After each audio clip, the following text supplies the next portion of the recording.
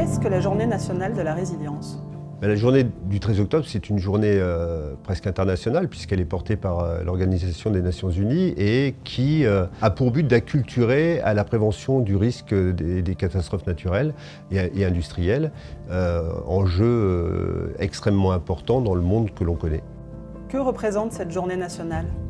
Elle est extrêmement importante cette journée parce que d'abord elle va réunir différents acteurs, des acteurs qui ont vécu de façon empirique avec leur propre expérience les conséquences d'une catastrophe naturelle, mais aussi des corps scientifiques qui de façon extrêmement empirique apportent leur expertise de scientifiques ou de sachants qui permettront l'écriture, en tous les cas, d'une planification qui pourrait permettre au plus grand nombre de s'y retrouver afin de prévenir les conséquences des risques de catastrophes naturelles.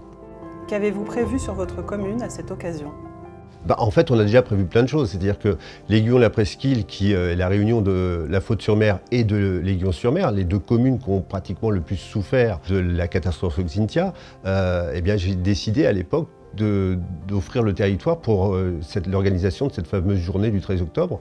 Toute la population est au courant, toute la population en tous les cas est actrice. On a à la fois des gens qui vont être spectateurs de cette journée, mais d'autres qui vont expliquer comment ils sont acteurs au quotidien, à la fois de la résilience, mais aussi de la sécurité, de la vigilance et de la mise en œuvre éventuelle d'un plan communal de sauvegarde, puisque je crois qu'on a un des plans communaux de sauvegarde les plus pratiqués en tous les cas de France. Un plan communal de sauvegarde, c'est une sorte de grand cahier des charges qui nous explique ce qu'on doit faire en cas de catastrophe et en cas de crise. On essaie de faire au mieux dans l'anticipation. Pourquoi faut-il agir maintenant ?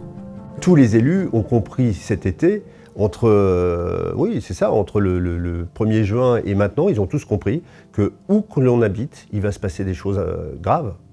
La Faute-sur-Mer, c'était la submersion marine. Xynthia, la Faute-sur-Mer. Sauf que on a un tiers du territoire qui est dans Pinède, et je peux vous assurer que cet été, tous les jours, on a mis notre plan communal de sauvegarde en route, non plus pour l'inondation, mais pour les incendies.